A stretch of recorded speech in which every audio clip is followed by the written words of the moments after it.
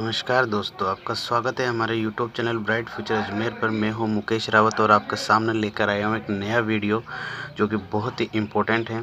तो हम एक्सरसाइज 9.1 कर रहे थे, उसका क्वेश्चन नंबर 6 है, उसका थर्ड पार्ट देखिएगा आप लोग। थर्ड पार्ट है, थर्ड पार्ट की चर्चा कर रहे हैं। तो थर्ड पार्ट में देखिएगा, थर्ड पार्ट लिखा हुआ हमारे पास में, ध्यान से देखिएगा। इसमें का स्क्वायर है AT1 का स्क्वायर कोमा 2AT1, फिर है और AT2 का स्क्वायर कोमा 2AT2। ठीक है, ये प्रश्न है।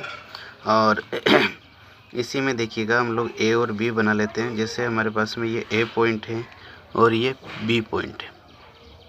A क्या वैल्यू रख लेते हैं, AT1 का स्क्वायर कोमा 2AT1, और B का है हमारे पास में AT2 का स्क्वायर कोमा 2AT2। देखिएगा, इसको ध्यान से देख लीजिएगा एक बार, क्योंकि ये कहाँ पर स्क्वायर है, कहाँ पर नीचे T2 T1 है, तो इसको थोड़ा सा ध्यान से देखिएगा।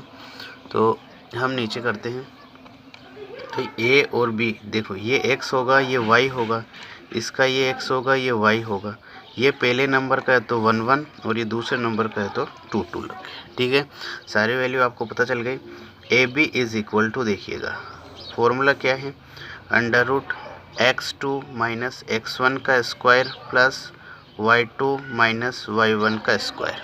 ठीक है, AB इज इक्वल टू √, ध्यान से देखिएगा, वैल्यू पुट कर रहे हैं।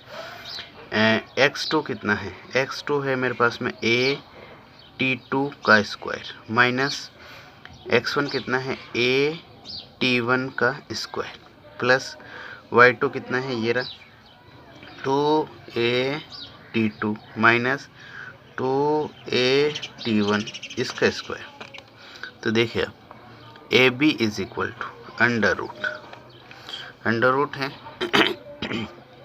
अब प्यारे बच्चों, आपको क्या करना है कि यहाँ पर आप ध्यान से देखेंगे तो ये जो टर्म है ना हमारी, सॉरी, इसका भी स्क्वायर लगा हुआ है, इसका भी स्क्वायर, ये जो टर्म है ना, इसमें इस वाली टर्म में कॉमन क्या दिख रहा है आपको, दोनों A इसमें भी है, इसमें भी है, मतलब इसका स्क्वायर होगा। तो ये A स्क्वायर होगा, तो A स्क्वायर होगा तो मतलब A स्क्वायर इसमें भी है, इसमें भी, तो A स्क्वायर हमने ये कॉमन ले लिया। तो यहाँ से क्या बचा जी, यहाँ बचा T2 का स्क्वायर माइनस T1 का स्क्वायर और इसका ये कंप्लीट स्क्वायर लगा हुआ है। यहाँ से देखो 2A इसमें है, 2A इसमें, तो 2 का स्क्वायर कितना हो जाएगा, 2 का स्क्वायर हो जाएगा 4, तो 4 इधर भी आएगा, इधर भी आएगा, तो 4 कॉमन आ गया। A स्क्वायर इधर भी आएगा, इधर भी आएगा, तो A स्क्वायर कॉमन आ गया। तो इसके अलावा क्या बचा, T2 माइनस T1 का स्क्वायर। ठीक है, समझ में आया इतना। उसके बाद देखेंगे हम लोग, तो AB इज इक्वल टू, देखो अब अभी हम लोग इसको क्या करें, T2 माइनस T1 का स्क्वायर है ये, तो मैं इस वाली टर्म जो है, इस वाली टर्म को ये लिखना चाह रहा हूँ। ये वाली टर्म मैंने ऐसे कैसे लिख दी, 4A square T2 minus T1 का स्क्वायर। ठीक है, ये वाली टर्म मैंने यहाँ लिख दी, बाकी बचा मैं इधर लिखता हूँ। क्या है ये, A स्क्वायर, देखो इसका स्क्वायर है, स्क्वायर है मतलब मैं ऐसे लिख सकता हूँ इसको,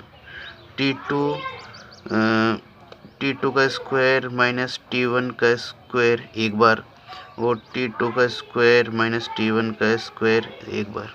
देखो क्या करा मैंने, ये जो टर्म है, क्योंकि इसका स्क्वायर है, स्क्वायर मतलब 2 बार लिख सकता हूँ इनटू में, तो ये मैंने 2 बार लिख दिया। कैसा, जो अंदर जैसे T2 का स्क्वायर ये लिख दिया, माइनस T1 का स्क्वायर लिख, तो ये पूरा एज इट इज लिख दिया। अब क्या होगा, AB इज इक्वल टू √, अब देखना A स्क्वायर ये आ गया। अब इसमें भी फॉर्मूला लग रहा है A square minus B square, इसमें भी लग रहा है A square minus B square.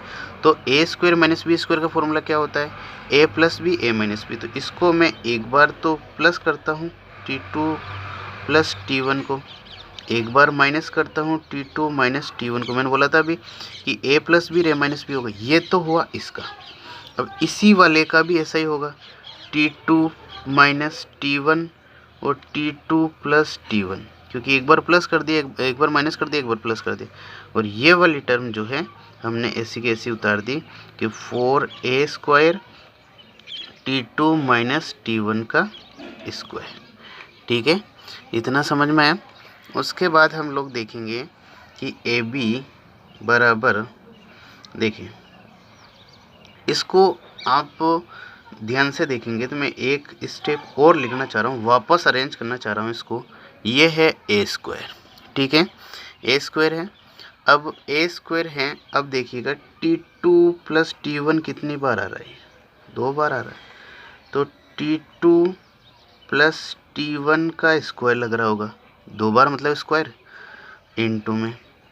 फिर T2 माइनस T1 भी 2 बार आ रहा है, तो T2 माइनस T1 इसका भी स्क्वायर। और ये वाली टर्म ऐसी की ऐसी।